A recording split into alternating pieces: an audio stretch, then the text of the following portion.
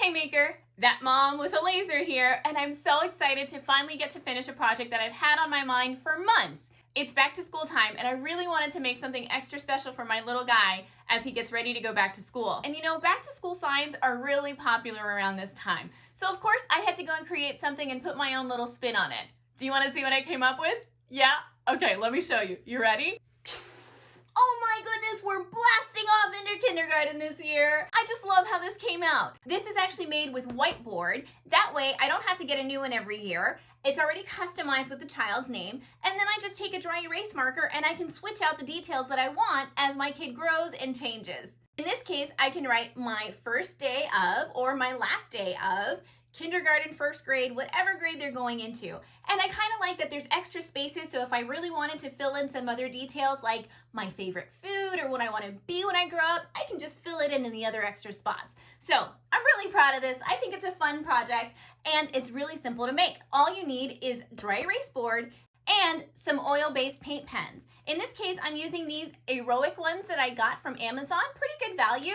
And I needed some thinner tipped ones too, so I ran over to Michael's and grabbed their thin tipped Craftsmark markers. So that's how I made it. I'm thinking if you have a sublimation machine or a UV printer, you could skip the painting part altogether. But I ain't that fancy yet, guys, so it's just gonna be paint for me. You wanna see how I made it? Let's go.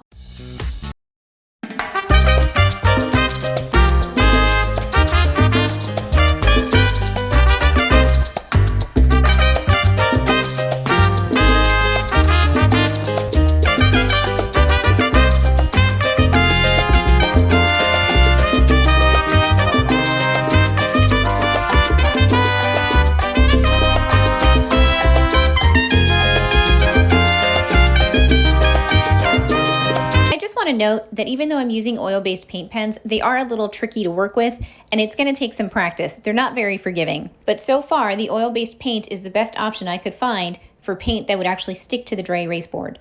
I also want to note that when you use your dry erase marker to write on the board, you want to be careful when you're wiping it off and try not to wipe over the paint. The paint isn't sealed, so if you rub dry erase marker over it, it might get dirty and be hard to clean.